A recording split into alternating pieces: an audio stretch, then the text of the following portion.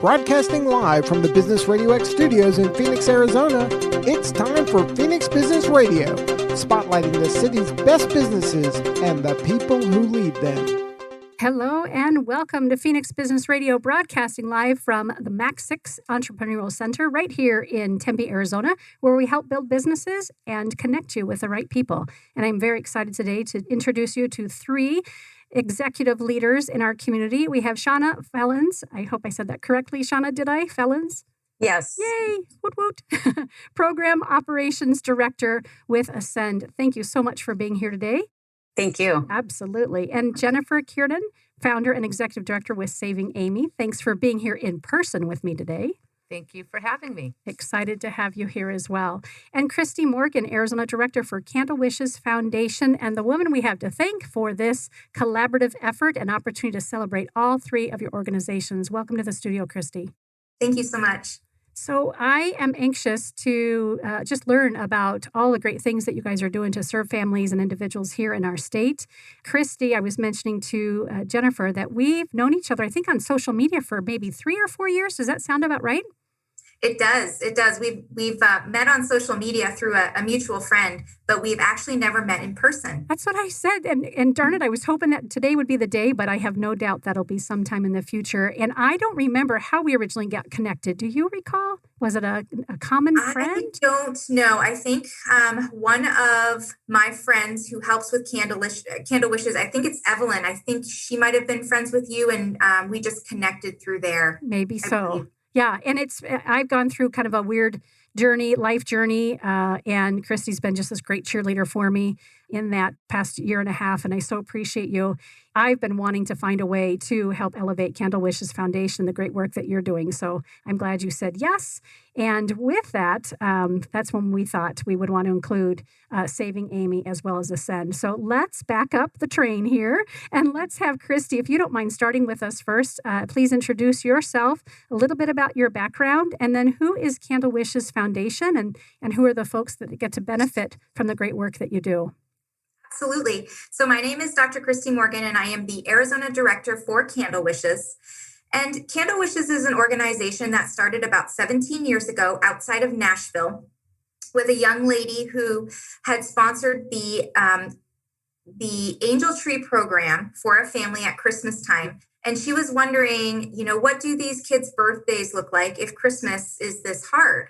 And so she was only 15 years old at the time, and she created Candle Wishes to where she now celebrates children's birthdays who are in need. And so she's been doing it for quite a few years. And about 3 years ago, I was really looking for my passion in life. I needed to find my purpose. I was really looking for a purpose. I've got my businesses going, and I've got a great family, but I was looking for something that I needed to fulfill myself. So I happened to come across this lady when we were in Tennessee for a business meeting. And I just asked her if I could take it to Arizona, and she was really excited. So that's kind of how Candle Wishes ventured its way out west. And basically what we do is we throw birthday parties and give presents and gifts for underprivileged and homeless children in our community. So we really want to celebrate a child's birthday because we feel like birthdays are very personal, very special. And a lot of organizations will help children at Christmas time. They'll help at Thanksgiving with meals, but birthdays are usually overlooked. And so that's where Candle Wishes comes in and can fill that void.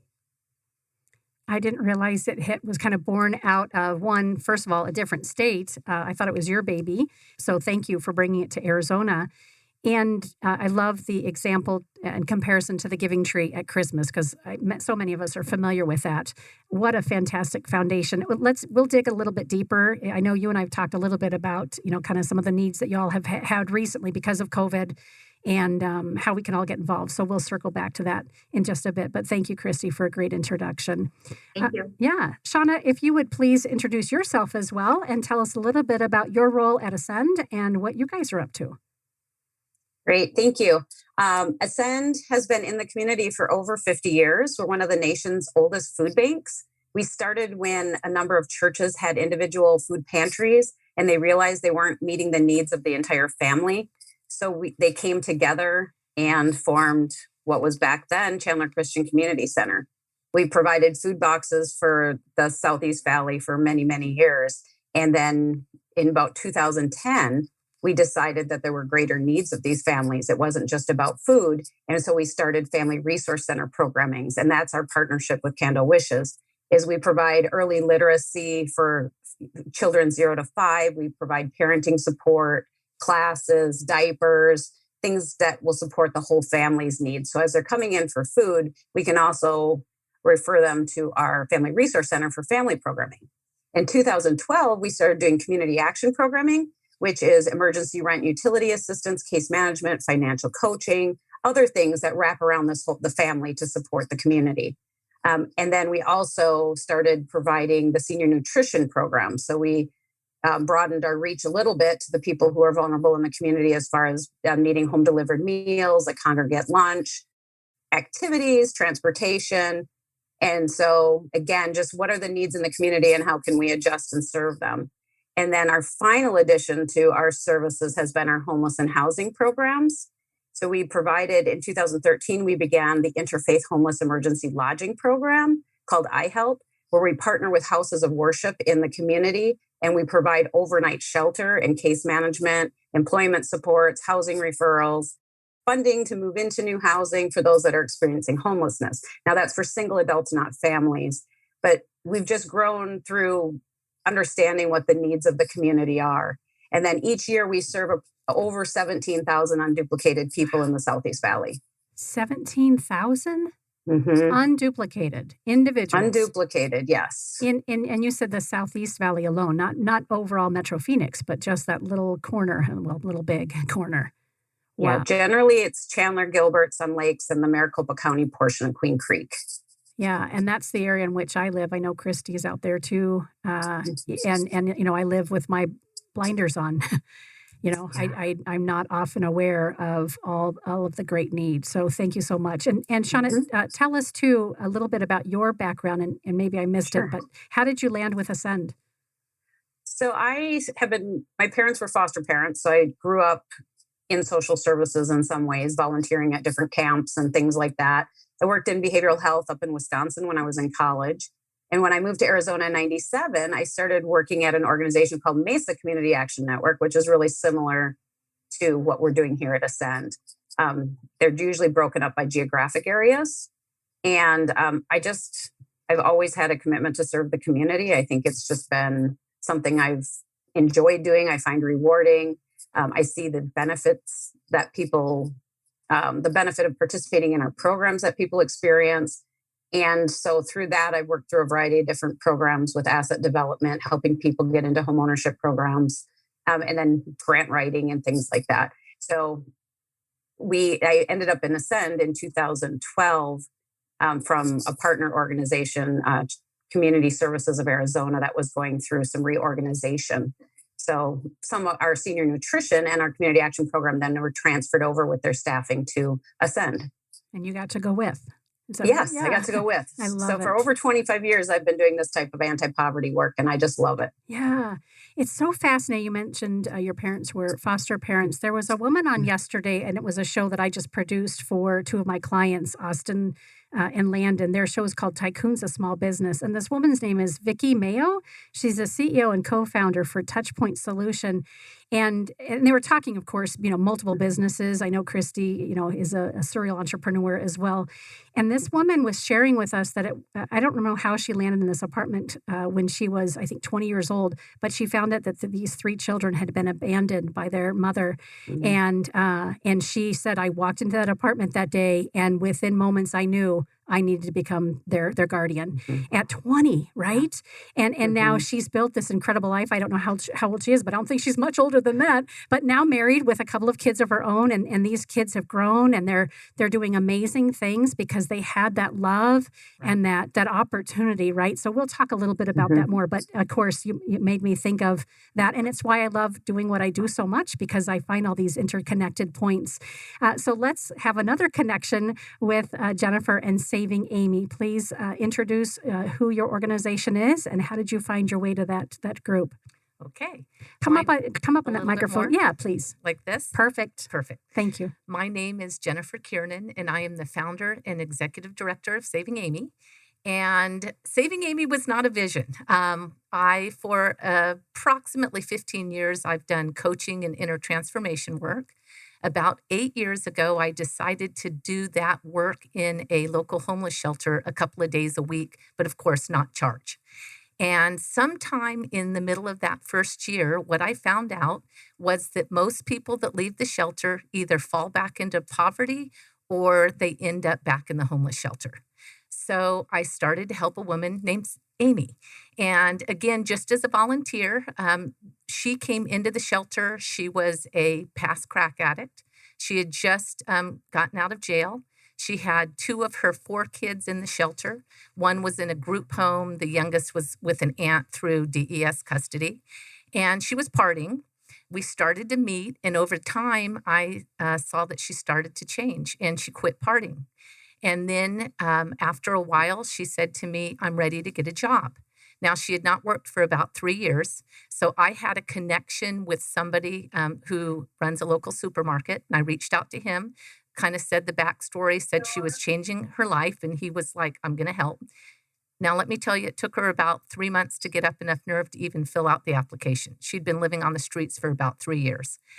She filled out the application. She got through the first 2 interviews. And one day I walked into the shelter and she was sitting there and she said, I didn't get the job. And what I would tell you is she was fine. I was devastated because I asked for a favor and I thought, my goodness, if she's not going to get help this way, how is she ever going to get help? So she went ahead and got a job at a local fast food restaurant. She became employee of the month. She'd get bonuses. And probably at about 6 months, she said, I'm ready to move out of the shelter. Basically, the shelter was trying to put her back into the area where she did drugs. And I was like, hold on. Let's try to get subsidized housing in a different area. So she did land in Scottsdale in subsidized housing. By this time, she'd worked to get her other kids back. And she got a job at a local department store. And her life took off. Now, I'm not going to tell you it was a straight line, but she's been clean for over 6 years. And her kids are doing very well. Her oldest is in college. Her son is looking to go in college, the one that's in high school, and then they have a younger son. So basically what happened is I just kind of started helping on the side. And then someone came to me and they said, if you started a nonprofit, we would support you. And my answer was, I have no time to start a nonprofit and I don't know how. So I went in a circle for about a year and then finally was convinced by someone, hey, I'm going to take you to an attorney friend of mine and he's going to set you up. So I went and I met with him and he asked me how many families I was helping. And at that time it was just 2. And he said, why would you ever start something so big to help only 2 families? So I walked out kind of like, wow, I'm totally confused. But what I would tell you, it's what kicked me in the butt. And 2 days later, I just drove down to a little resource center on Indian School Road and I started Saving Amy. And then I gathered 10 women with kind and generous hearts. And for the first 4.5 years, we met around my living room table. And I would tell you at about year 3, we really landed. We realized that there was such a need. So we started to come up with a plan. And that's when we hatched the idea of our 5 different programs. Again, like Shawna, realizing what people need and then being able to meet that unique need. We also put each family with a journey partner, someone who will walk alongside them. And our program is about a 5-year program. So we walk along with families who transition out of homelessness, mainly single moms with kids. We do have a few dads with kids, and we walk with them until they are self-sufficient in every way that you can imagine. They feel dignity and hope. They're able to pay their bills. They can come off of government assistance. And we now have our own little place off of 44th Street between Osborne and Thomas Road, a super cool vintage house. And it's just grown. But again, like I said, not a great vision, but we're all volunteer based. I have well over 100 volunteers. That's kind of how Kristy and I met. She reached out to me with this awesome idea, and she's exactly right. The kids kind of get forgotten, and especially in this time of COVID, a majority of our children have not been in school. They're in very tiny apartments. this is such a highlight for them. Kristy asks us for a list of what we need or what the child wants, and she shows up, and it's amazing. So that's just a snapshot of what we do. Holy cow. All three of you. I am just filled to the brim with appreciation for how you've been led. And that's what I hear, I think, from all three of you, right? It's just this knowing that, it's sometimes even when we're saying, do I really need to do this? I've got enough on my plate, but there's this knowingness that just kind of guides and leads us. So congratulations to each of you and your organizations. Let's talk a little bit about COVID. I know, Kristy, you and I spoke. It's been very impactful for your organization, and I think I recall. I'll let you give us the details, but part of your reach has been hard because, to Jennifer's point just now, these kids are not in school, and that often has been your kind of liaison for these families. So could each of you speak to what the challenges, the new challenges, right? It's let alone that you're serving these particular communities who are so desperately in need, but how has COVID made it even more challenging? Kristy, can you start for us? Absolutely. So the challenge for us has been being able to get the applications for the children because kids are at home right now. So when we work with AZCEND, their program went virtual, and so we had just come into the East Valley because we were going to expand. So I was looking for partners, and that's right when COVID hit. So we had started gathering applications, and then everything shut down. So we haven't been able to expand the way our plan was for 2020. We also work with a school out in Stanfield, Arizona, and we usually gather those applications in January. The teachers give them out to the kids go home and fill them out, and they bring them all back. But right now, the kids aren't allowed to bring anything home with them. So they're trying to get the applications on the website, but I'm not quite sure if that's going to work because a lot of the families don't have printers. They can't print them out. So things like that. So what we've done to help with COVID is any of the applications that we actually already had in play before COVID hit, we ended up doing drive-through parties. I did one in April and I did one in October for Stanfield. And we had stopped taking any other applications in the new areas that we wanted to grow into because I didn't want children starting off with a drive-through birthday party if they didn't know exactly what we were able to do for them. So Stanfield, we had already had a couple in-person parties over the past few years. So the drive-through parties just made sense. We will start gathering those applications from the East Valley, and we will figure out how to get those gifts to the children because it's not their fault that this happened, and we really want to be able to serve them the best way that we can. The other issue, the reason why I stopped taking applications and just working with the current people that I'm working with is because of funding. It's very difficult to get funding right now, and we rely 100% on donations from other people in the community, families, different organizations, different companies. And so we finally were able to throw our large fundraiser, which is our golf tournament. We did that in October, which is going to allow us to support the children that we have in the program through the beginning of 2021, at least until we can get those fundraising efforts back up again. But the other thing that we have been doing is working with shelters like Saving Amy, because those are the one-off ones where they'll send us an application that's just for 1 or 2 children, and then I can go and drop those off. That's a model that we have. So we have 2 types of models. We have one where we throw large parties for groups of kids, and then we have ones where maybe the children kind of come and go into their organization. So they'll send us applications right away, and then we'll get those presents out as one-offs. So we just drop those off and we don't throw the parties. So we've been able to still sustain that part of it, but we do want to get back to where the kids are having pizza and cake and seeing balloons and having the presents at an actual party that we get to celebrate with them. Yeah, we all take that for granted, don't we? It's just something that we've grown up with, we've passed along to our kids and have been involved in our community. So to give that opportunity for kiddos, and it sounds like for many of them on an annual basis, right? Kristy, you see these kids, several of these kids, a couple years into your relationship with them? We do. We do have children that come through the program multiple times.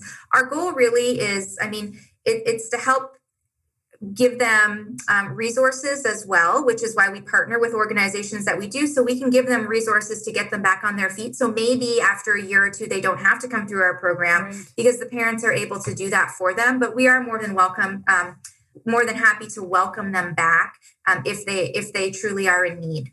That's fantastic. And so let's ask Jennifer to share as well. How has COVID presented challenges for your organization? Well, first of all, we're in person. So again, with having to mask up, we still have connections with our families, because at the beginning of COVID, I would tell you that a large majority of our families were let go of their jobs, their hours were cut. Saving Amy is definitely a hand up and not a handout. We teach our families to fish. We don't necessarily give them the fish, but during COVID, we've had to be a handout.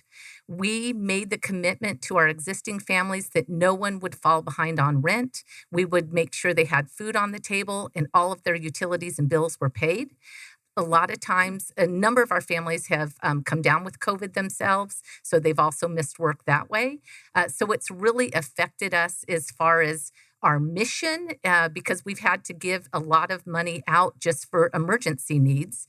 Things are starting to get a little bit back to normal, but then you have a family that, I just got a message from a woman right before I walked in today. She has 5 kids. She works at a lumber yard. She works so hard. Kristy's provided gifts for her kids, but she came out of the shelter at COVID. I thought I was going to circle the wagons and that we were only going to do our Saving Amy families, but I found that people are still coming out of this shelter during COVID. So we took 7 families in so far since COVID. She just lost her job. They just let her go. So we'll make sure that she's covered. Again, that's been a huge part of what we do and how it's changed. But I find that, as you said, you love what you do because you get to come in contact with amazing people. There are so many people with kind and generous hearts. So we just put the word out and people come forward and they'll bring food or they'll donate. So we've been very lucky and blessed that way. We've been able to definitely stand in the storm and continue to help and grow during this time of COVID. And then I just want to do a shout out to Kristy, because I know that funding has been very hard for them. Kristy reaches into her own pocketbook. I know. Which is so incredible. Yep. You do. It brings tears to my eyes. Just an amazing individual with a kind and loving heart. We send her, kind of last minute, and she shows up with what these kids want. And a lot of the times, just like the family I just told you about, the mom does not have money to buy gifts. Yeah. So then what we did is we took Kristy's idea and we get a bunch of volunteers and we do a drive-by. And they decorate the cars and they have balloons and we'll bring cupcakes and then we drop off the gifts. It's been such an amazing addition to our Kids Go program. And I've never looked at Candle Wishes, as I've just briefly gotten to know what you're up to through the lens that you just shared with us, both of you, that it is, it's that hand up instead of hand out. Mm-hmm. What starts as a birthday celebration, as Kristy, as you pointed out, it can easily become this conduit to what else do you need? Let me make an introduction. Right. And with the goal that, of course, you connect them with AZCEND and Saving Amy and all the other organizations and great people that you guys work with. This is a beautiful network. The concentric circle, right, is ever alive and well right here. And I'm so excited my mind is racing with other organizations to introduce you to as well. If you would share with us, Shawna, about AZCEND and what has the challenges been? I know Kristy mentioned you guys have brought you a big sigh, big deep breath. Yeah. You've brought the services online. So tell us a little bit about what's going on and what are the challenges? Yeah, it's been an interesting year. And our CEO, Trinity Donovan, likes to say, we're running a marathon that we didn't have any preparation for, and we have no idea how long it is. And just this amazing team of staff here at AZCEND have been serving without interruption since the beginning of the pandemic. I mean, we've adapted our services, but we have not missed a single service. And the percent increase that we've had due to people in crisis in our community needing additional services has just been outstanding as well. So when the pandemic hit, of course, it's how do we keep our staff safe? How do we serve some of the most vulnerable? And how do you just keep moving forward? And so we pivoted quite a bit, as everyone else has. Our senior nutrition program that provides a congregate lunch had to stop the in-room dining for lunch because we don't have enough space to do social distancing. It's a especially vulnerable population. But we were able to transfer most of those meal participants to our home delivered meal program, frequently called Meals on Wheels. So we had a 300% increase in requests for Meals on Wheels over the time of the pandemic. It has it's still at 100% increase when we look at, overall since March of last year.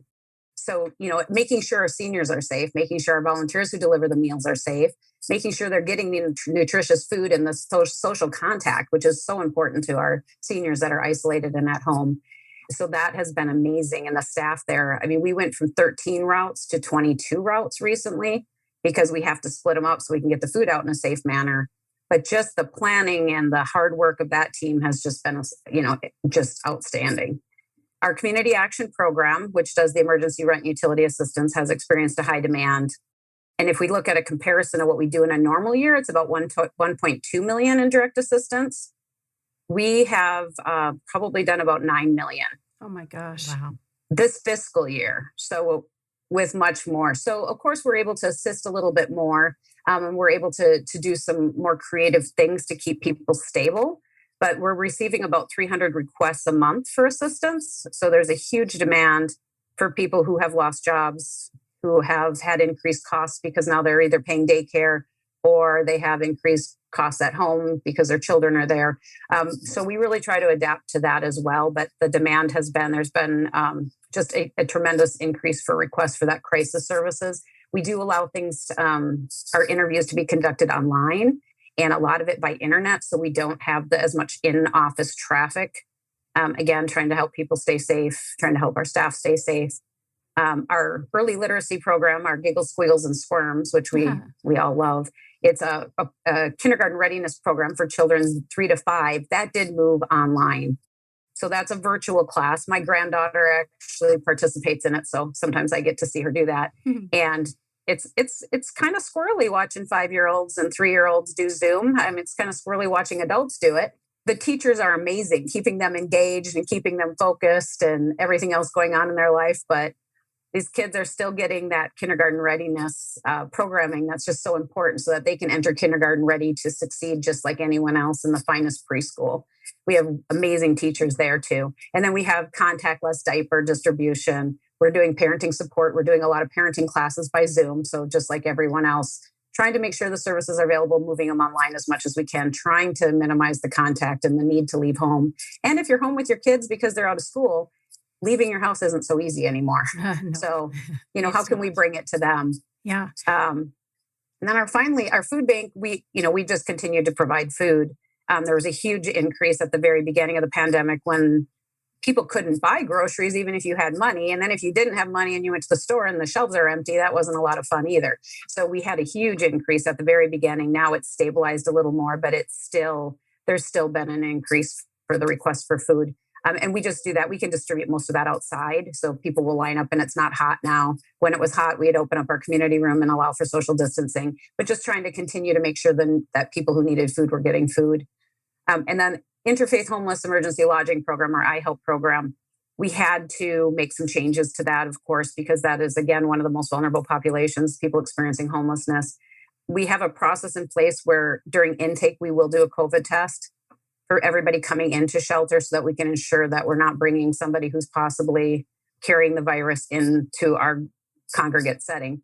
Secured a location with Valley Unitarian to provide 24/7 shelter so that they could stay there consistently. And they stayed there from the beginning, from April until December, every single day. And so that kept the movement a little bit less because we used to rotate between different host sites. But we also allow for social distancing. We provide masks. We have 3 meals a day. Circle the City comes in and provides healthcare. We've done COVID testing regularly to keep that group safe. So, that was a little bit more challenging, but it really was about how do we continue to serve just like everyone else is trying to do, and how do you keep your staff and volunteers safe at the same time? No small feat. And all of you are really rely on volunteers, right? How big is your staff at AZCEND, actual, physical staff? We have less than 50 staffs. Yeah. And volunteer wise, I mean, I know that's changed quite a bit, likely since COVID. But how many volunteers Yeah. do you typically rely on? We usually have about 1,000 volunteers, and they donate about 30,000 hours. Oh, wow. So our Meals on Wheels program and our food bank are almost all driven by volunteers. Yeah. And Kristy, I know Candle Wishes of Arizona obviously is your baby, but you mentioned how much you rely on volunteers and help as well, both from organizations, businesses, and individuals as well, to put on these birthday parties and, of course, go purchase and hand out the stuff to the kiddos. About how many volunteers do you rely on with either each month or each birthday celebration? In general, I have about 5 people that help me throughout. They'll come to the birthday parties, and especially with the drive-through parties, I've got people at different stations. So I've got 5 individuals who are very reliable, who help. When it comes to purchasing the presents, that's all me. They know me very well at Old Navy. Yeah.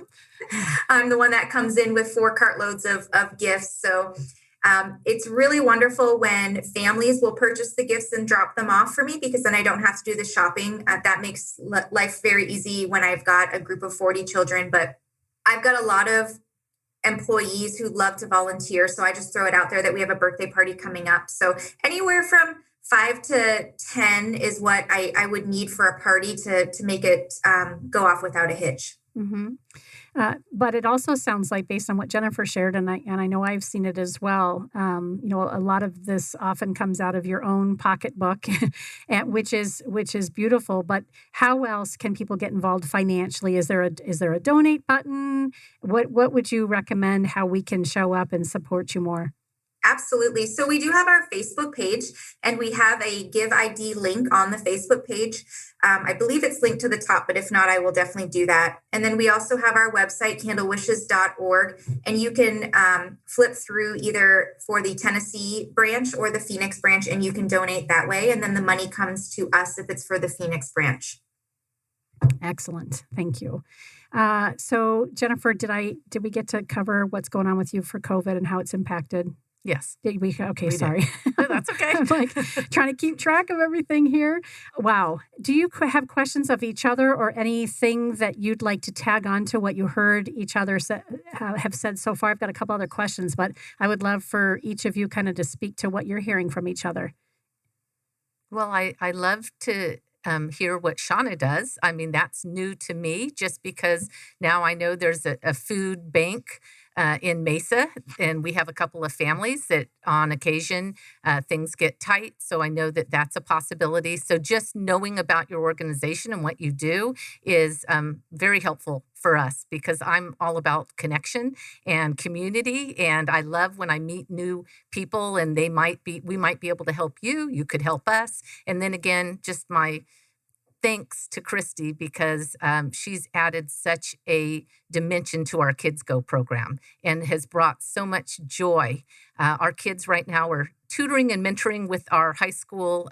We use Brophy College Prep and Xavier College Prep. Their students do their service hours through Saving Amy, a lot of them, and they're having to do it through Zoom. And it's hard. It's kind of what Shawna said, like when we have your meetings. Oh, yeah, a 7-year-old trying to do his homework. Because I really do believe that the disadvantaged have a hard time with first of all, even just making sure they have a computer to be able to get their work done. So what Kristy does adds happiness and joy to the kids.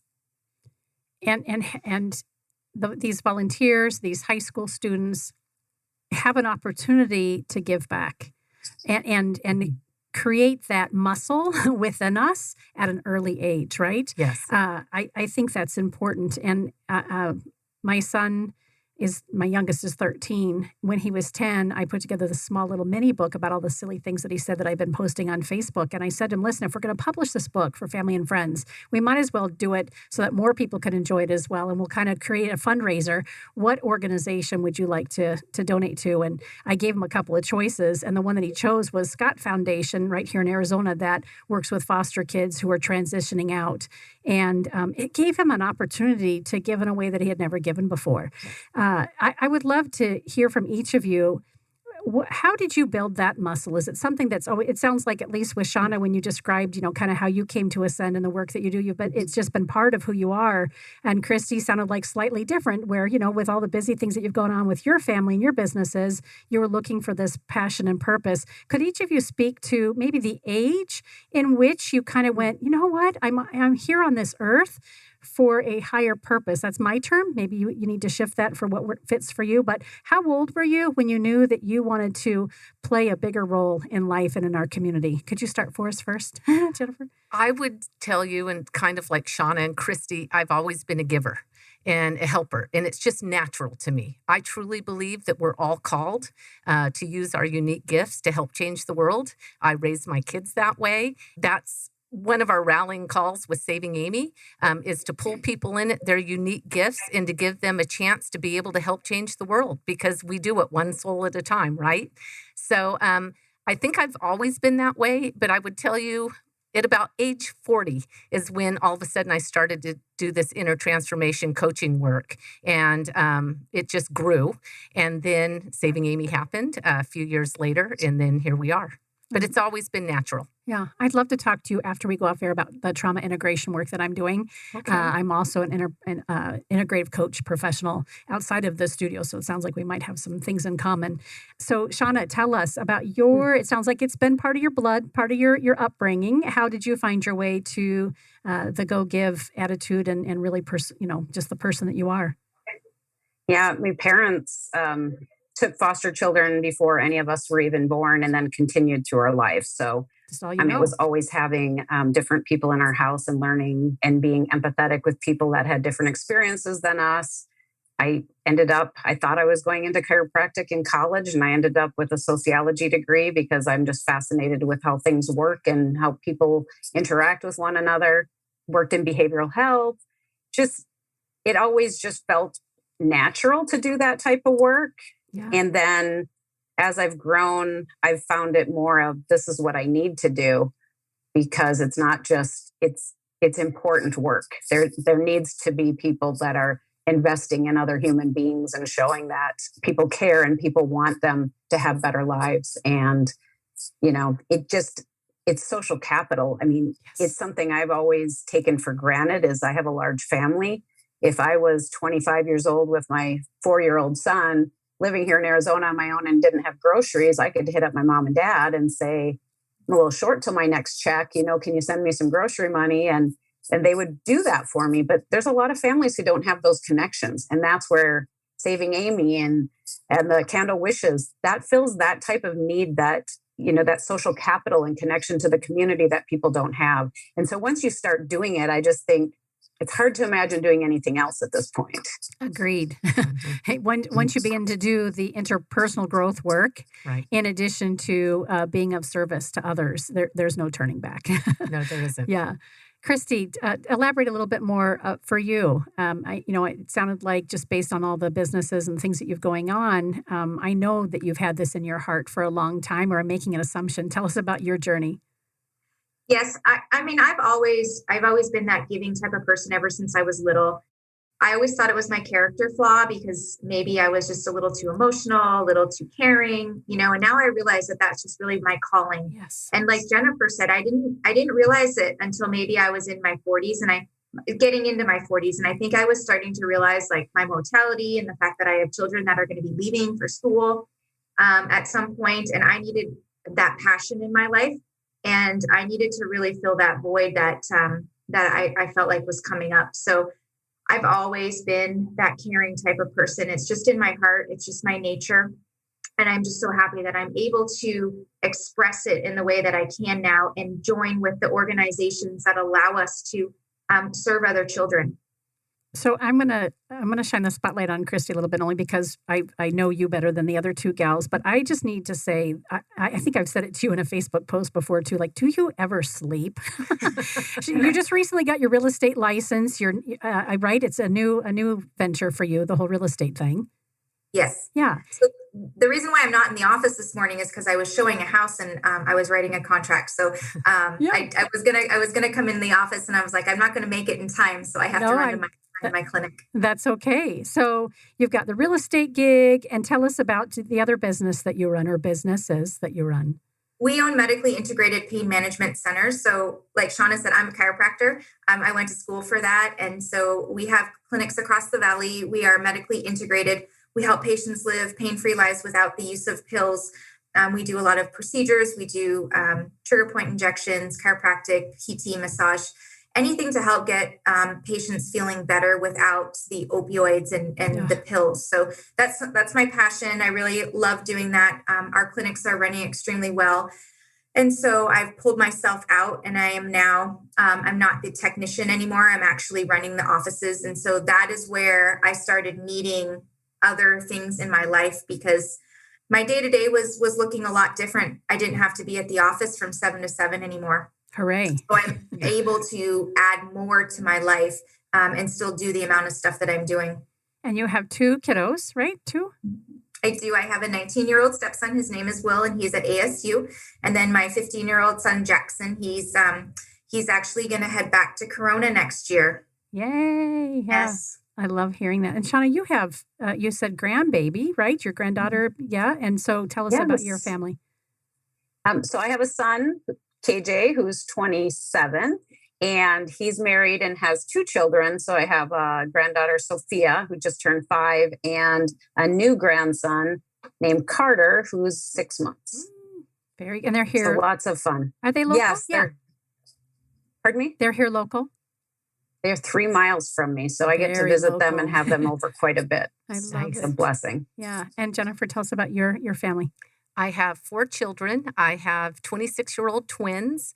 My son lives here in Scottsdale, and he has a consulting firm. He also runs a COVID tracing company, and then is in the midst of finishing up his doctorate. And then his twin sister, she was an opera major.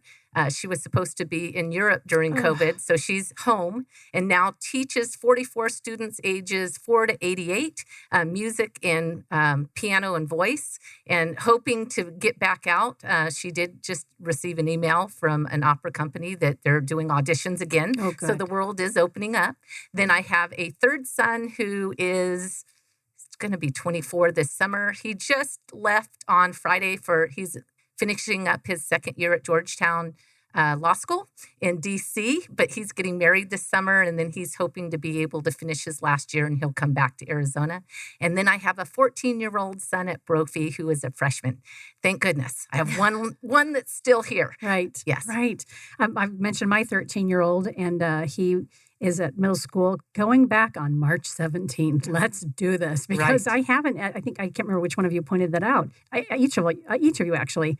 For me to be at the studio each day and working outside of the home and trusting that my kiddo is going to stay in front of that computer and do what it needs to do and not have his phone in between his legs playing video games and keep those grades up, right? It's been hard to watch these kids shrink, and it's been a challenge. And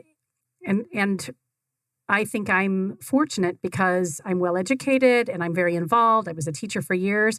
My heart goes out to the families where it is one single parent or sometimes grandparents. And then there's a language barrier, and there's no internet or Wi-Fi service. And, it's hard enough for us who are, I'll say, kind of average middle America. But for the folks who need us so desperately, again, it's why the work that you're doing is so important. I know Kristy's familiar with my story, and I just want to mention it briefly because for our listeners, I mentioned that I'm not always aware of the need that we have in the Valley. I've lived in the same area for 24 years. I'm getting ready to move, but only a couple miles away. And I see some of the folks who are homeless in our area. You get to see those same faces. But I'm no longer in the classroom. I used to be a Kyrene assistant principal and third grade teacher, and I would know a little bit more about the families that were in need based on that. Mother's Grace, I don't know if the three of you are familiar with Mother's Grace. They reached out to me a little less than a year ago when our family was going through a tragic situation that involved my husband. And I thought my life, it did. It imploded. And they reached out and said, what is your need? And so like AZCEND and like all of your organizations, someone was kind enough to say, hey, check in with Karen and their family. And what do they need? And we did have a financial need. We had a GoFundMe campaign running to help get my husband through the trauma intensive care unit and another month in a post-acute facility. I thought I was going to lose my house. house. I didn't, I thought, do I have to get a job at some point while I was grieving? And Mother's Grace rose to the occasion, and we were able to get some counseling for my oldest, who is 26, because I knew that Ivan, my 13-year-old, and I would have the resources we needed, but my two kiddos who live outside of the home and are now young adults, they likely wouldn't process the trauma and the grief the same way that, everybody was rising to support us. So thanks to Mother's Grace, another similar organization who just says, how can we help you? Like, what do you need? And I think it was Shawna that mentioned that when we have a need, some of us who are well dialed in or really connected with our families, it's easy. It's not always easy for us to ask, but it's easier for us to have that support. So for our listeners, I share my own personal journey because while I'm running a radio studio and I'm a businesswoman and have an opportunity to raise the vibration on behalf of our community, I was one of those people deeply in need. I've journaled and shared that story very publicly. It's part of how Kristy and I have kind of grown closer together through social media, and I'm grateful for that sisterhood. But let's look beyond the walls of our own little backyard and our front yard, and let's continue to reach out and see how we can support families. I've been very grateful for the support that I've had over the last 16 months. I don't know how I could have done it without the incredible circle that I keep with people like you guys. And I'm now excited to have Jennifer and Shawna as part of that as well. So we all can do more. We can all, I don't want to use the phrase, we can all do better, but if you haven't had it planted on your heart yet to be of service, maybe this conversation today would bring you that opportunity. And if you're not sure where to start, reach out to one of these ladies and just say, I've had it on my heart for years to do X, Y, Z. Do you know anybody who can help me move in that direction? Or maybe just even starting to volunteer for one of these organizations would be a great place to start. We are just about at the top of the hour. It goes quickly, doesn't it? It does. Yeah. I would love for each of you to share, if you could please, how people can get in touch, and both individuals, volunteers, but also folks who would benefit from your service. So let's talk about that, if it's a website or a physical location, and really kind of where do people begin to get in touch with you and benefit from the service or contribute. So do you mind, Jennifer, starting for us? No problem. The easiest way to get in touch with Saving Amy is to go to our website, savingamy.org, and we have, if you want to donate, we of course have our donate page. We have a volunteer page, but we also have our page of information, and I want to be in touch. And I personally read those emails. We're still that small. And then we do have some ASU public allies right now that are doing their apprenticeships with, thank goodness, because we needed that help. And so I'm actually going to have a volunteer orientation on Thursday, March 11th, and another one on Saturday the 13th, because we have a number of people that reach out, and it used to be one-on-one, and now I actually get to have groups. And we either allow people to come in masked up and social distance, but I would say half of the volunteers will also be on Zoom. So the website is the easiest way to get in touch with Saving Amy. Yeah, savingamy.org, also on Facebook and Twitter and Instagram. Yes. But also Jennifer's reading every email that comes through there. So I do. It's getting harder and harder, but it's awesome. Yeah. I like the personal relationship. Yeah, it's hard to step away from when it's so important and we're so involved and we own every aspect of it, right? It is. I'm learning. Yeah. Wonderful. Kristy, how about you? So we are on Facebook. That's one of the easiest ways to get a hold of us. We are Candle Wishes Foundation Arizona, and you can message us through Facebook, or you can jump on our website, candlewishes.org. It's the same thing as Jennifer said. We have a donate page. We have a volunteer page.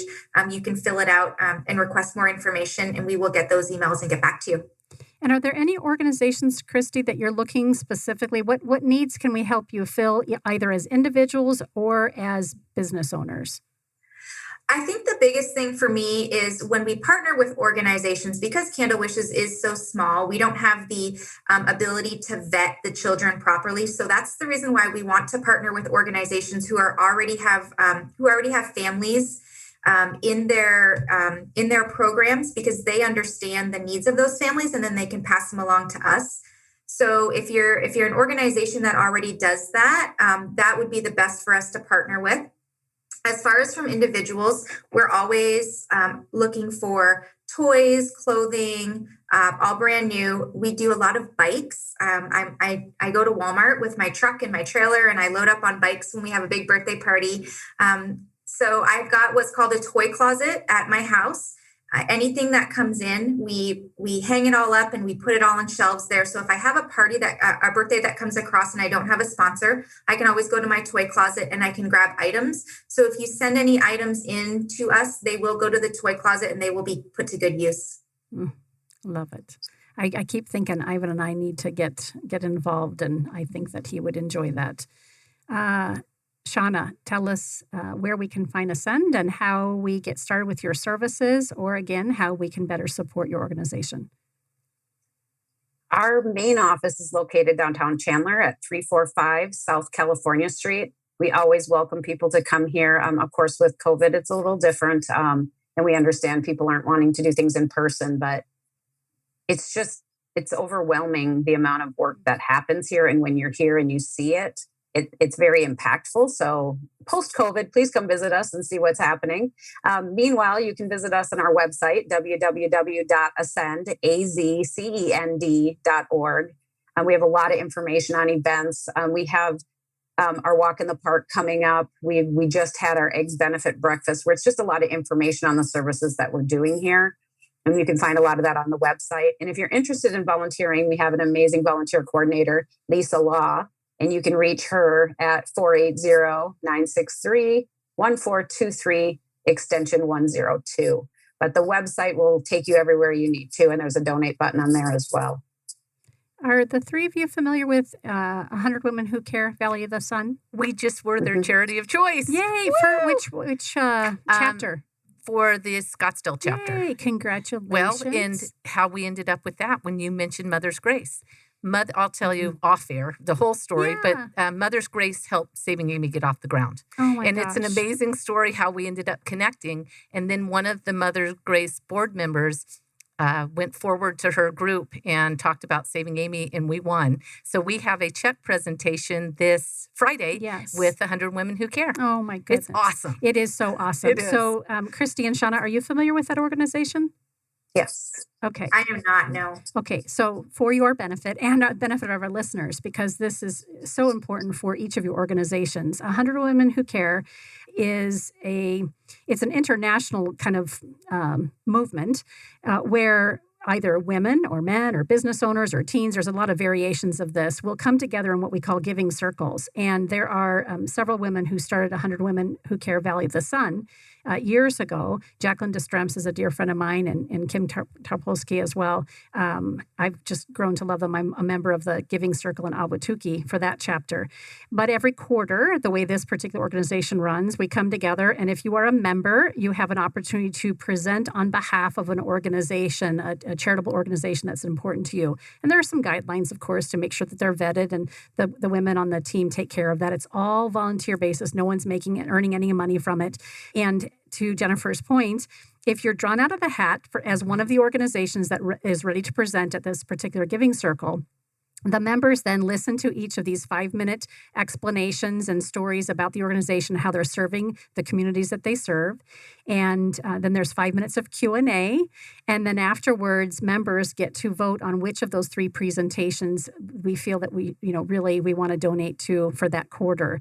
And you can imagine with 100 women who have committed to donating $100 each quarter, how much money that organization would greatly receive and benefit from. So for our listeners, I share that because oftentimes we are not sure how to serve, or maybe we don't have the time to volunteer. But I find that for me, this is an opportunity to give once a quarter when things are really tight for me. Kim and Jacqueline both came to me and said, listen, if you can't donate, we'll help chip in so you still feel like you're giving. I'm like, no, this is the one thing that I'm going to make sure that I'm going to stay committed to. And I was so pleased that I could do that throughout the year. I currently am waiting for my opportunity to present again on behalf of Arizona Industries for the Blind. I got to present last quarter, and we'll get another opportunity because we weren't selected that time. But here's the other neat thing. As you sit in these circles, and you hear these presentations, not only are you committed to donate to the organization that was selected for that quarter, but you can also give more, and you can also give to other organizations. So even though I wasn't selected for last quarter, the women let me know that there was several $100s donated to Arizona Industries for the Blind because I introduced these women to this organization that they knew nothing about going into that giving circle. So for our listeners, 100 Women Who Care Valley of the Sun, you might want to look that up as well. And these 3 organizations could use you as a member for one of these giving circles so that you can get to know them more intimately and be the one that brings it to that giving circle. Even with Jennifer having just been awarded that in Scottsdale, somebody in the Albuquerque Circle or East Valley can also present and hopefully have you guys be recipients as well. Isn't that a phenomenal opportunity? It's so amazing because I had forgotten the night that they were going to meet, and I was sitting on the couch, and I started to see $100 one after another going into our Saving Amy account. And I had a brief moment of something was going wrong. And then it hit me, oh my gosh, we won. And then 10 minutes later, my Mother's Grace contact called me and we're so excited. It's so amazing, makes such a difference and happens very quickly. So it's been a great experience. Yeah. Yeah.